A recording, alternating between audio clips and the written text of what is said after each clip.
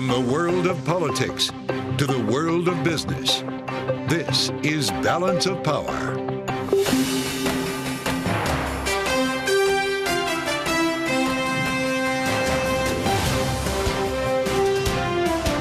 Live from Washington, D.C. From Bloomberg headquarters in New York to our TV audiences worldwide, welcome to Balance of Power. I'm Joe Matthew. Victory in Iowa for former President Donald Trump. Florida Governor Ron DeSantis taking second place as two other contenders drop out of the race with 1 week to go now until the New Hampshire primary.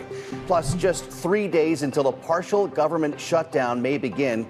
Congress moving forward with a key vote tonight to help prevent that, but still far from passing legislation. We'll get the outlook with our political panel coming up. And escalating tensions in the Red Sea after two commercial ships are hit by missiles. In the space of just 24 hours, the U.S. striking back now with drone attacks on Houthi missiles in Yemen. We'll get into the details next. As we come back now to world headquarters in New York from a frigid Iowa, where Balance of Power was on the ground to watch a blowout for former President Donald Trump, who struck a gentler tone last night in Iowa. Let's listen. I really think this is time now for everybody, our country, to come together. We want to come together, whether it's Republican or Democrat or liberal or conservative. It would be so nice if we could come together and straighten out the world and straighten out the problems and straighten out all of the death and destruction that we're witnessing. And it's on to New Hampshire, as I mentioned. 1 week from today, the first in the nation primary. Kaylee Lyons is on her way back to the nation's capital right now, and she'll be back with us tomorrow. Joining us now in D.C., Bloomberg's Megan Scully and Dan Flatley. It's great to see you both. Megan, I'll start with you. After quite a night in Iowa, former President Donald Trump sounding like he was in a pretty good mood there. He was even saying nice things about his rivals in the race. Vivek Ramaswamy is no longer running. Asa Hutchinson is no longer running. And so we've got this down to three. The question is, will three come out of New Hampshire? What do you think? Well, we seem to be in this ever-decreasing Republican field, which we see every 4 years, with Iowa and New Hampshire being the linchpin states here. Yeah. I think it really depends on how Nikki Haley does in New Hampshire. If she manages to have an upset there, I think it would be hard for Ron DeSantis to continue. And that puts her clearly in a strong position going into South Carolina and then on into Super Tuesday. Dan, I know that you've been reporting on this all day. There have been some concerns about a very early call from the Associated Press and some of the news networks last evening, calling the race just a half hour into the actual caucus process. The DeSantis campaign calling this now election interference. Are we going to hear more about this, or are we moving on to New Hampshire? Well, at this point, I think we may hear a little bit more about it, but the proof of the pudding is in the eating. And I think that what we'll see moving forward is sort of an attempt to kind of put some of that behind you. You get a bad call in a football game, you sort of try to move past it and do better in the next play. And certainly as we head into New Hampshire, there's not a lot of time between now and then. I think the candidates will really be focused on trying to turn out voters in that state and beyond. So there's really not a lot of time for looking backward in today's politics. So I don't imagine that we'll hear too much more about that, although you never know. Well, sure thing. Election interference has been a bit of a theme for Republicans over the last couple of years. Megan, government shutdowns have been quite a theme in Washington as well. And to see these unfold at the same time is really something. Here we are now in the middle of the first two nominating contests with a potential government shutdown. It does appear that the leadership, though, has a plan to avert one. What are you hearing as the Senate tries to jam the House? Sure. So in about the next hour or so, the Senate's going to be taking a vote to essentially jumpstart the process this week in the hopes of passing yet another short-term spending bill by Thursday and then kicking it over to the House to pass before the midnight deadline. There would be a partial government shutdown starting on Saturday in the absence of any funding. This bill would essentially keep the government open for a few more weeks, sets up two new deadlines, March 1st and March 8th, to allow congressional negotiators some additional time to hash out funding differences. but the differences are pretty broad. And it's as you mentioned, this is playing out in the context of the presidential primary season. And hardliners are upset with Speaker Johnson. So there's a lot of give and take here, and it's going to continue to be quite an effort to get these bills done before even the new deadlines. Yeah. Well, I don't know if you see this actually working, Megan. You can weigh in on that if you want. But we've got a headline that Mike Johnson is going to be meeting with President Biden tomorrow.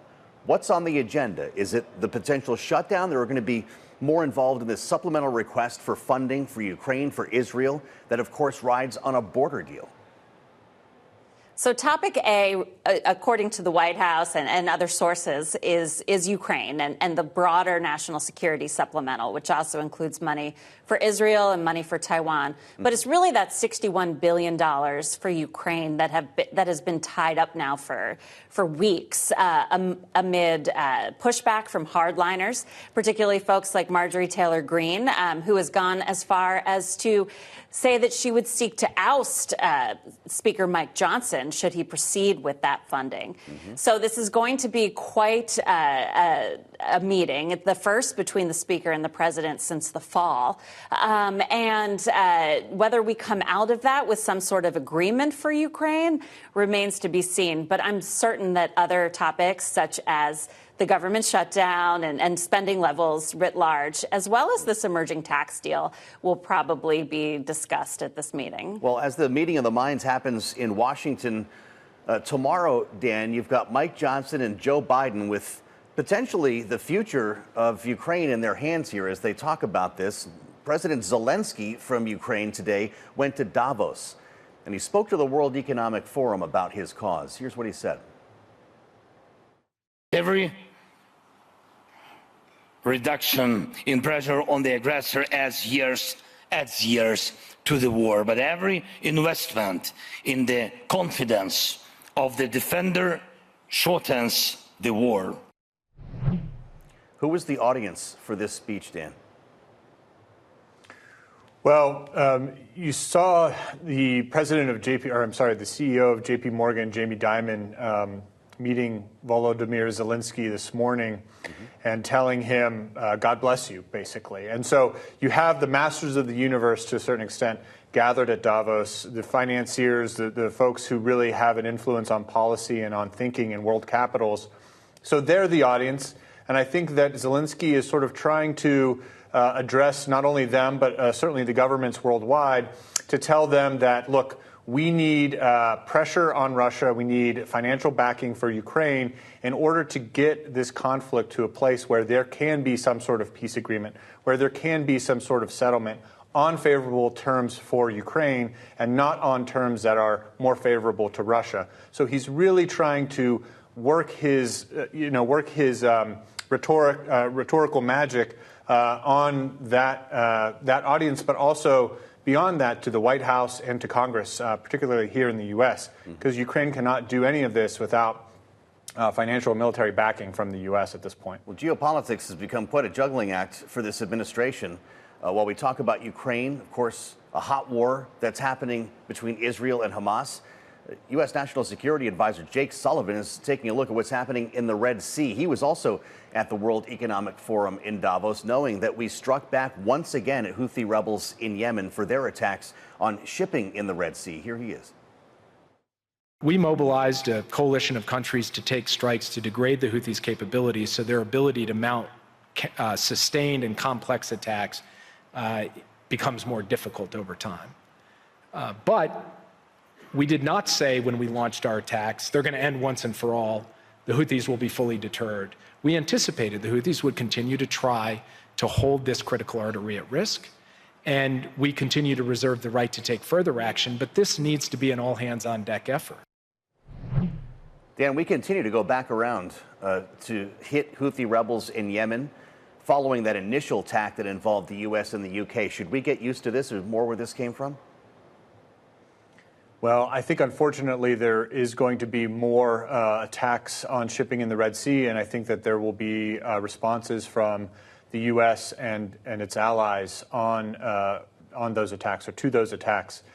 it's notable to me that when Jake Sullivan was talking there, he was really emphasizing the fact that this is a, quote, global, unquote, issue. So he's really trying to put the onus not just on the U.S. and its allies, but really on anyone who is reliant on goods that make their way through that Red Sea corridor to say that this kind of aggression needs to stop. So he's trying to take it outside of sort of the Israel-Gaza issue and move it into something that is more about global commerce and something that is going to affect really world trade rather than something that is tied to a certain political issue or conflict, a specific conflict in the region. It's really a striking moment of uncertainty. I think you'd both agree, from domestic policy here when it comes to funding our government, our own domestic policy, and geopolitics when it comes to the White House dealing with multiple fronts now. And it's something that we'll continue talking about with our Bloomberg Roundtable, Megan Scully and Dan Flatley. Thanks for getting us rolling here tonight. Coming up, as the focus turns to the next GOP contest in New Hampshire, Andrew Smith from the University of New Hampshire Polling Center will join us. He's got numbers that'll help us understand what's about to happen. That's next on Balance of Power on Bloomberg TV.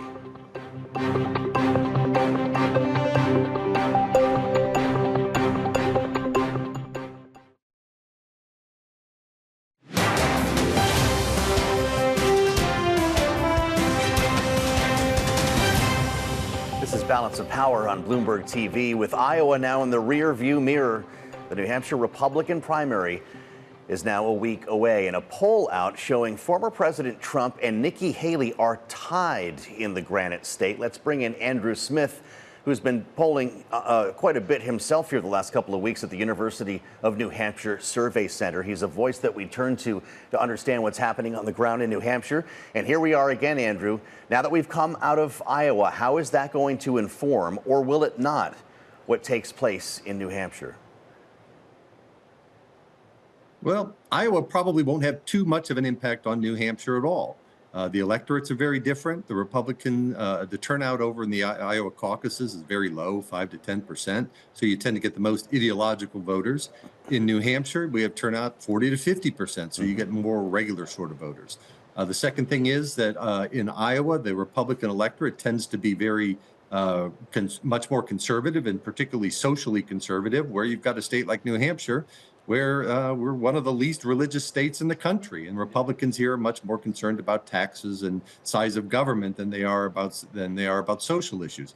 And then finally, in New Hampshire, we've had a campaign going on for as long as the campaign has been going on in Iowa. Yeah. We're seeing from candidates directly rather than having to rely on what cues that the Iowa voters give us. So I don't think that it's likely to have much impact, with the one exception that Vivek Ramaswamy's dropping out of the race is likely to help Trump a little bit.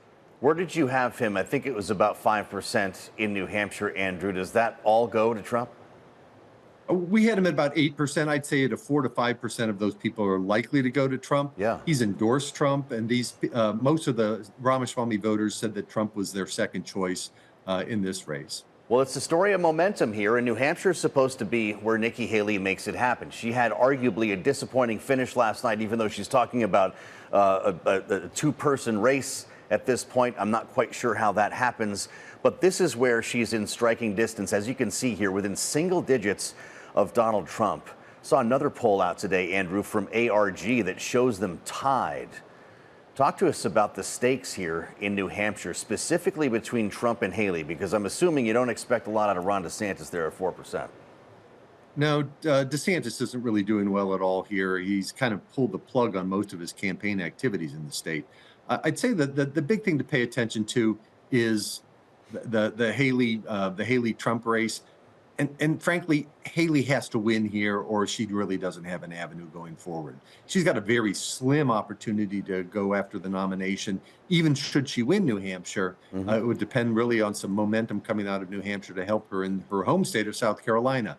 But the problem that we're facing right now in New Hampshire is that, yes, the independent, or really the undeclared voters, can vote in the primary, but they almost never, in fact, they have never historically determined who the winner of the New Hampshire primary is going to be. It's their party's registered voters. And in our most recent poll, Trump was leading Haley 58% to 21% among registered Republicans, whereas Haley was leading 43-17 among those undeclared voters who say they're going to vote in the Republican primary. So historically, there are a lot of things that are not in Haley's favor. But that said, this is a historic event anyway. One of the other factors with New Hampshire and Iowa is that no Republican candidate has ever won the Iowa caucuses and the New Hampshire primary in the same cycle, unless they were an incumbent president. And that doesn't bode well for the president. Well, and that might, well, fascinating. We just got news that ABC News has canceled its debate in New Hampshire. Andrew, we knew earlier today that Nikki Haley said she would not attend. Ron DeSantis said he looked forward to debating 2 empty chairs in New Hampshire. Are we done now with debates? Donald Trump seemed to get something started here. Well, unless Trump decides to jump into the debate, I think we're done. And there is potentially one other debate with CNN down on Sunday night, excuse me. But that remains to be seen. And I think the only way that either Haley or Trump will get in there is if Trump really feels threatened enough that he needs to make a statement and actually debate Haley. His strategy so far has been to stay out of the woods, to try to rise above all of the other candidates and presume that he's the incumbent to be and not debate them. If he decides that he has to debate Haley, that means his campaign thinks he's in trouble. Haley also doesn't want to have the same sort of a food fight debate that she had with Ron DeSantis last week, which probably didn't help either of those candidates. She really needs to keep herself kind of above the fray and as the alternative to Trump, and that means not to be down in the mud with Trump. Well, should he feel threatened? Your poll would suggest that that's a yes. The blowout that we saw last evening is not going to be duplicated in New Hampshire. I don't think it is. His percentage of the New Hampshire Republican vote has been around 40%, low 40s for the past year. He has nowhere near the kind of MAGA support in New Hampshire that he does in some of the other states like Iowa or South Carolina. And I think that the message out of Iowa that was kind of missed a bit is that he, frankly, as the quasi-incumbent, only got about 50% of the vote, which means half of the Republicans and a very conservative Republican caucus electorate out there in Iowa didn't want him. And he's got even less than that going into this primary. Our last poll only had him at 39%, meaning 60% of Republicans didn't like him. So he's got to be concerned that there is a block of Republicans out there, should they consolidate behind Haley, could bump him off in New Hampshire. Trump and Haley both scheduling news events in New Hampshire today. I guess Ron DeSantis will get there eventually, but not before going to South Carolina. Andrew Smith, does that bother people in New Hampshire? Probably not. It's not the first time, and frankly, voters here are paying more attention to what's going on with the people on the grounds, and it's the advertising still that's more important. We have a myth in New Hampshire that you got to meet the candidates 3 or 4 times before you can decide to vote for them. But the truth is that yes, you can meet every candidate if you want to. You can meet them several times. But the fact is, most people don't take advantage of it, and they're influenced by typical campaign activities like everyone else across the country is, meaning television ads, mailers, radio, et cetera, phone calls to their house to get them out to vote. So I think that those activities of the campaigns are far more important than whether or not the candidate is here, because frankly, you can't meet or see that many people in events compared with the number of people that you can reach through advertising. Andrew Smith will help us with what to watch when we get to Manchester. Andrew, will meet you there coming up this weekend. Looking forward to the coverage. It'll be great to have you in person with us from the University of New Hampshire Survey Center. Andrew Smith with breaking news now as we come off of Iowa. Republican Senator Chuck Grassley, we have learned, is receiving antibiotic infusions at a hospital now to treat an infection.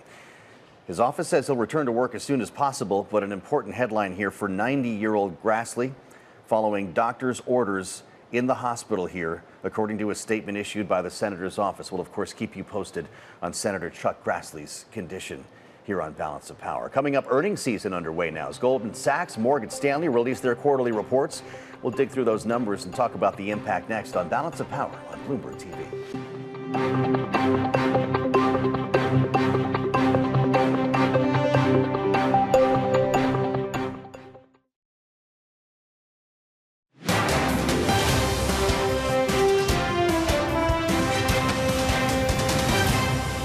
This is Balance of Power on Bloomberg TV. Thanks for being with us. Goldman Sachs out with quarterly earnings today, topping profit estimates with its equities trading unit posting a revenue increase that was triple what analysts expected. The stock moved in kind. Morgan Stanley also releasing results, and it was a very different story. Joining us now with details, Bloomberg's Catherine Doherty. It's great to see you, Catherine. Talk about a tale of two different banks here. Goldman Sachs really seizing on trading volume, and it seems in a way that Morgan Stanley did not. Wall Street certainly reacted accordingly, didn't it? That's right. And Goldman was also seizing on this narrative of 2023 being its turnaround. Yeah. They've focused the entire year, each quarter, coming to investors and saying, this is what we've exited, and this is how it's helping our bottom line. This is some of the businesses that haven't been profitable for us. We're making these decisions in order for the future to be a lot more successful. So we saw the response to some of those types of topics and explanations from executives today land pretty well with investors, it seems. Now, Morgan Stanley is a different tale. You have a new CEO stepping in. They're having to not only pitch the future of the bank that they're leading, but they're talking about the state of Morgan Stanley today as they step into the new role. What does that look like? Well, wealth management has always been a huge, very profitable business for them. Margins are always scrutinized. They don't want to be spending too much money on this business. They want to be taking in more than they're spending. And that was one of the, if you're going to focus in on the results of today, margins was something that I think analysts had expected to be a little bit tighter. And so that was something that was scrutinized, as well as their trading results, which also missed expectations, right, and is a very, very profitable business for Morgan Stanley. Yeah. But executives are also saying that trading will remain their top priority, and they're not worried about the strength that they see in their business. And they talked a lot about their ability to compete and to expand into 2024. Well, that's the question. I guess Wall Street is certainly not forgiving when it comes to missing estimates in this environment now. But could this be Morgan Stanley's turnaround year? So that will be the big question for 2024. I think that whenever you have a new CEO step in, it's both a scary time for said leader to both prove themselves, but it's a time to clear the slate and to say, this is these are the objectives that I have, this is the vision. But what's interesting is that when you have Gorman stepping aside, it seems like this is not going to be an entirely new bank at all. They're really taking their strengths and the culture. You hear Gorman talk a lot about the culture that he's handing over to Pick, and he's saying Pick is an exemplary of that culture that he will continue into the new year. Sounds like we've got a lot to watch unfold here, Catherine. I thank you for the help in helping us understand it. Bloomberg's Catherine Doherty with us. Coming up, Kyle Kondik here on Balance of Power. This is Bloomberg TV.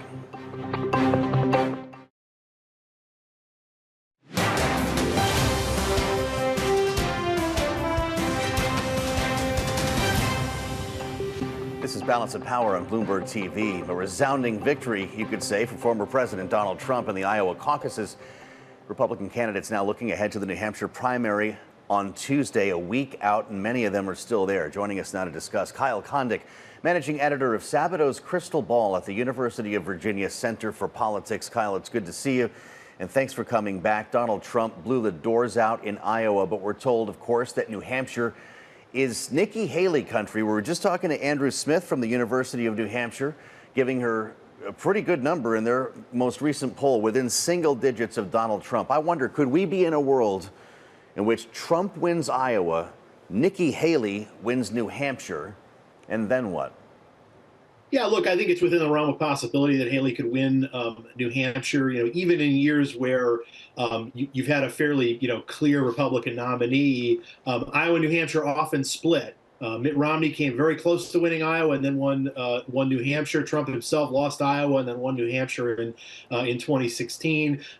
In terms of like an actual competitive race, you have to go back to 1976 with Gerald Ford to find a Republican winning both Iowa and New Hampshire, although the Iowa caucus at that time was in sort of a proto format. It was basically a straw poll of sample precincts across the state. It wasn't the kind of event we see today. So, and New Hampshire does have a way of kind of pumping the brakes on this process. But the flip side of it is that if Trump wins New Hampshire, I think he's in great shape, I think, regardless of what happens in New Hampshire, but he's really in great shape if he can win both Iowa and New Hampshire. So if he bags the first two, it's kind of over. I'm sensing from you. Vivek Ramaswamy is out. You can maybe move those votes into Donald Trump's column. Be curious to see the impact there. But I've got to admit, I'm kind of chuckling at what we're hearing from both Nikki Haley and Ron DeSantis, Kyle. We heard the speeches last night. Ron DeSantis says he got his ticket punched in Iowa. They were playing AC/DC and dancing around last night like they won the thing. He was a distant second. In third place, Nikki Haley says this is now a two-person race, and she's not talking about Ron DeSantis. Do they both need a reality check? I think particularly for DeSantis, he's in trouble, although, I think it's possible that if he had finished, several points behind Nikki Haley, that he may have dropped out. And I guess you could say, well, maybe that would have helped Haley, although I think some of his support would have gone to Trump too. And look, I think there's been this sort of deceptive feeling about this race, in part because Trump skipped the debates. And so, the most recent debate, it was just Haley and DeSantis. And, if you weren't really following and you tuned in, you say, oh, here's the two front runners for president on the Republican side. But actually, you've got basically just one front runner, and he sort of showed it in Iowa by finishing, basically 30 points ahead of his nearest competition. I guess you could say, hey, maybe he could have done better, but he did basically what the poll suggested. The final poll averages for 538 Rookler Politics had Trump at like 52.5. He got 51. I mean, that seems pretty much on the nose as far as I can tell. And, Haley had a little bit of late momentum in polls, but DeSantis ended up finishing ahead of her. So, again, I think, you could spin it any way you want, but, this is not a Donald Trump race versus 50%. It's a Donald Trump race versus all the other candidates. And he finished well ahead. And particularly as you get later in the process, you get a lot of winner-take-all or winner-take-most contests for delegates. And, Trump could be, winning way more than his share of delegates, even if his vote share does fall significantly below 50 in some of these contests.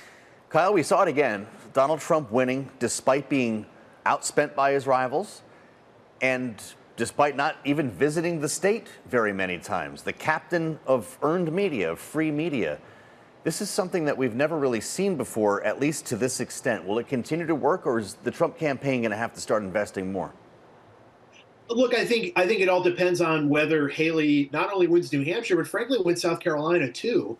I really think that in order for this to turn into like an actual competitive horse race in which there's in which the door is really cracked open for one of these other candidates, Trump doesn't, losing New Hampshire isn't enough, I don't think. I think Trump needs to lose New Hampshire and maybe South Carolina too, heading into Super Tuesday to really give, his leading rivals, particularly Nikki Haley, a shot. So, it was also, we have these polls, the race is going on for months and months, but you don't have any actual voting until Iowa. And so Iowa does have to sort of confirm what the polls have been telling us. And I think Iowa did a pretty good job of doing that, in that Trump looked like a big front runner and he performed like a big front runner in Iowa. What did low turnout mean in the race last night? There were a lot of narratives going into this that it might benefit Ron DeSantis, who had a strong ground game.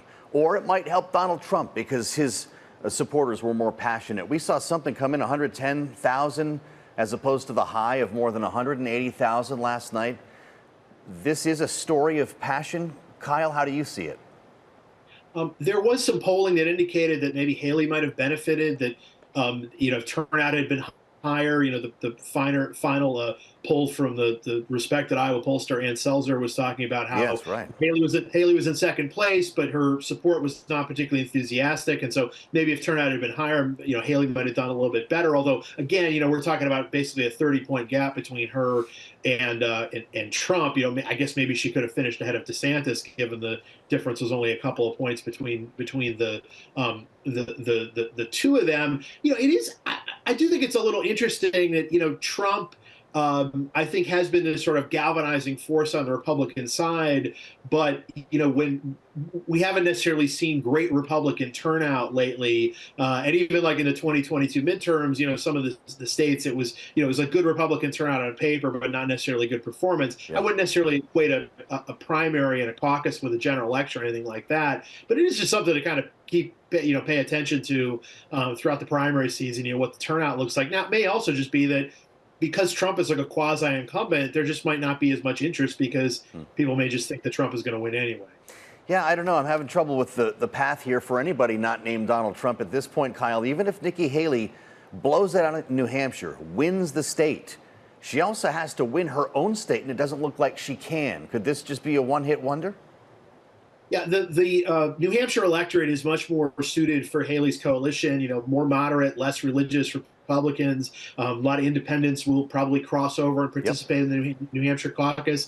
That can happen in other states, but there's not the kind of tradition of it happening like there is in New Hampshire. And this is why I say, you know, winning New Hampshire is not enough for Haley. I mean, again, it's sort of, I'm sure if she does it, it'd be a great headline. But you know, there's a month between New Hampshire and South Carolina. You've also got Nevada in the middle of that, which is a very convoluted process in which the contest that actually awards delegates to caucus, Haley's not even on the ballot there. DeSantis is, and so is Trump.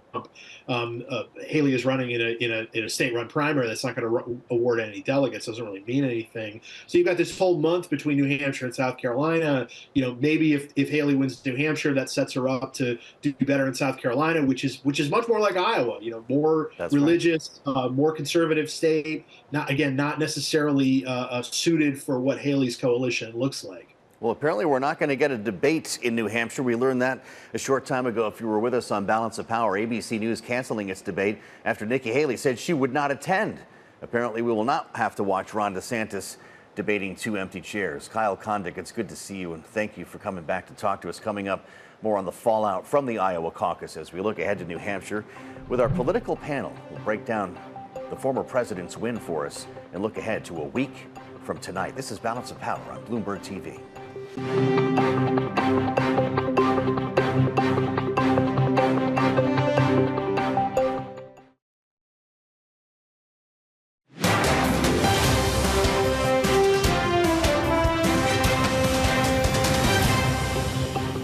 Most importantly, we want to thank the great people of Iowa. Thank you. We love you all. What a turnout, what a crowd. It was a very special night. And this is the first, because the big night is going to be in November when we take back our country. They threw everything but the kitchen sink at us. They spent almost $50 million attacking us. No one's faced that much all the way just through Iowa. You helped us get a ticket punched out of the Hawkeye State. We have a lot of work to do. Our campaign is the last best hope of stopping the Trump-Biden nightmare. Thank you, Iowa. We're going to continue on. We're going to make you proud, and we're off to New Hampshire. Thank you very much. Donald Trump, Nikki Haley, and Florida Governor Ron DeSantis last night as we assemble our political panel in the wake of the Iowa caucus. Lisa Camuso Miller, former RNC Communications Director, the host of the Friday Reporter podcast, is with us, along with Kevin Walling, Democratic strategist at HG Creative Media. All right, Lisa, you're not going to want this question to start off. Great to see you both, by the way, but we're expecting Nikki Haley to outperform in New Hampshire. That's certainly the narrative. If she does not, obviously that would be a bad situation for her. I just wonder, after what you saw last night, this blowout win from Donald Trump called in the first 30 minutes of the caucus, and knowing the challenges that both Nikki Haley and Ron DeSantis will have going forward coming out of New Hampshire, is this already over?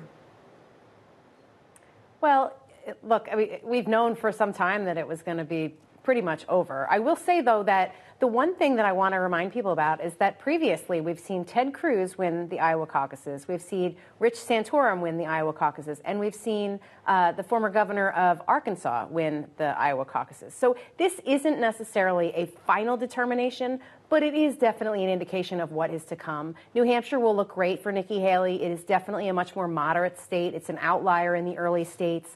So that will give a false hope and an opportunity for folks who are looking for someone other than Donald Trump.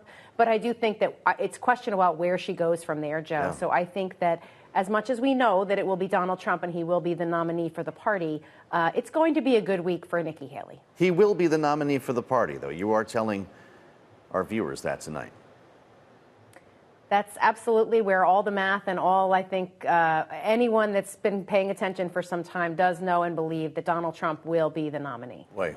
All right, Kevin, what do you think? Were you smiling last night? This is the man Joe Biden supposedly wants to fight again. Hey, Joe, I'm smiling because just about 15% of eligible Iowa voters participated. I mean, you look at the turnout numbers. I know you and others were on the ground in Iowa, and of course you had the weather.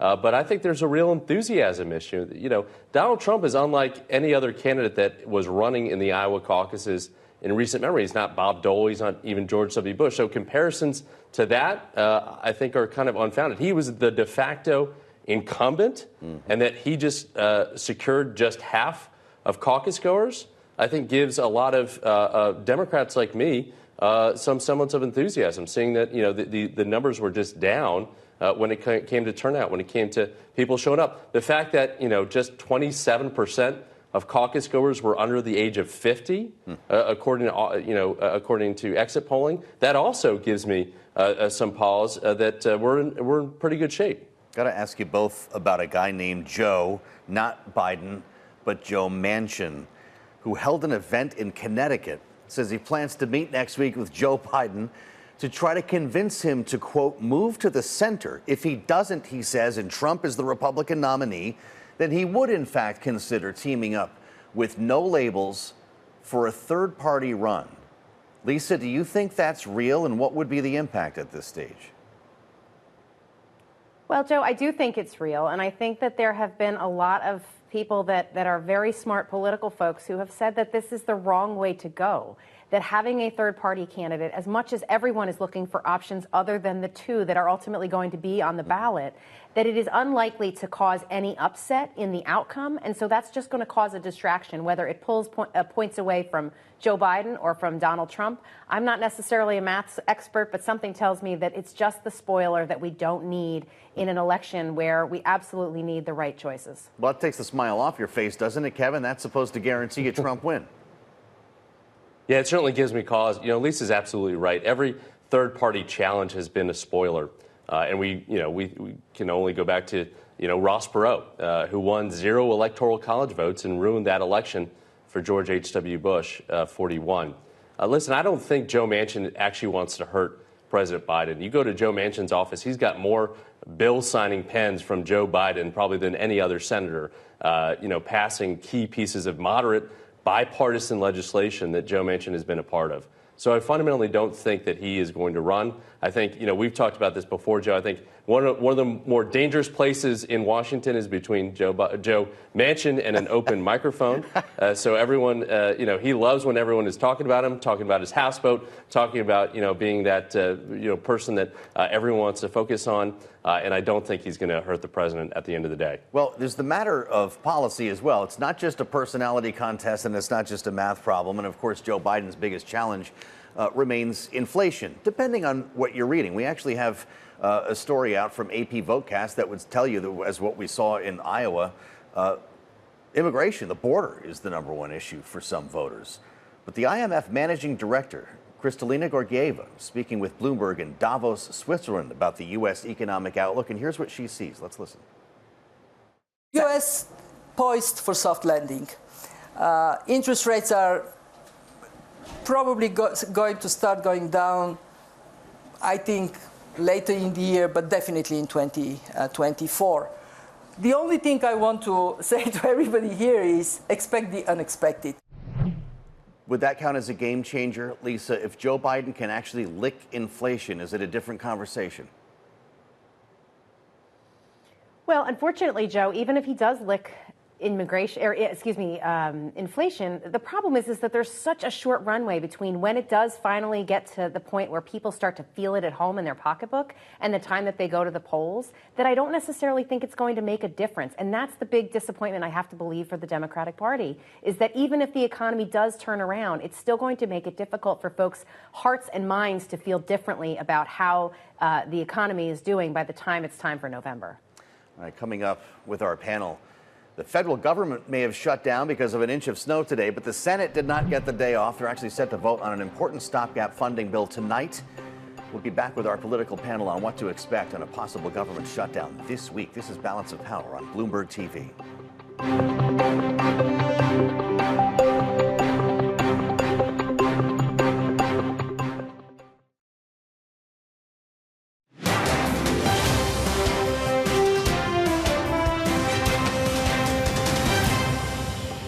Balance of Power on Bloomberg TV. The Senate set to vote on a continuing resolution to extend funds for agencies up against a Friday deadline. Back with us now as we stare down the barrel of another possible government shutdown. Our political panel with Lisa Camusa Miller, former RNC Communications Director, the host of the Friday Reporter podcast alongside Kevin Walling, Democratic strategist at HG Creative Media. Kevin, here we go again. Joe Biden's calling everybody on the carpet. He's going to have Mike Johnson and Chuck Schumer in the Oval Office tomorrow, along with obviously some other leaders here to talk about potentially what happens at the end of this week, not to mention his request for tens of billions for Ukraine, for Israel, talk about a border deal. Is this a good move here for Joe Biden, or are we shutting down starting on Friday? Yeah, Joe, I sure hope not. I think it's a great move just from the optics of it, right? It's any kind of administration when you can pull that meeting into the Oval Office. We remember a lot of those meetings fondly with the Big Four and Donald Trump, some of those heated exchanges. Those optics are good for the White House. You want to show a president that is running point on all of this. I think the narrative has already sunk in that if there is to be a shutdown, it is all on the Republican shoulders because of their unwillingness to agree to what was already agreed to. And we remember this is what torpedoed Kevin McCarthy's speakership back in September. So again, I think the optics are good. You're seeing a president in command, bringing those folks to the Oval to negotiate. And again, that narrative is already out there about the Republicans in Congress. I don't know if you're expecting a border deal to emerge here, Lisa. We've been talking about it for weeks and weeks. We've been more focused on just keeping the government open more recently. But the president's not going to get his money for Ukraine and Israel unless it happens. And the press secretary at the White House, Karine Jean-Pierre, talked about that today, saying a bipartisan agreement is going to be necessary. They will need Democrats to do this. Here's how she put it. The president has said, and we've been saying, that we need a bipartisan agreement, right? We need a bipartisan agreement to deal with what's happening at the border. There's been detailed, specific conversation happening in the Senate with both Republicans and Democrats for the past several weeks through the holiday, obviously, and that continues. We think they're going in the right direction. Will that conversation in the Oval Office make it clear, or will it bring Mike Johnson closer to the sun here, Lisa, on what he needs, and that's Democrats?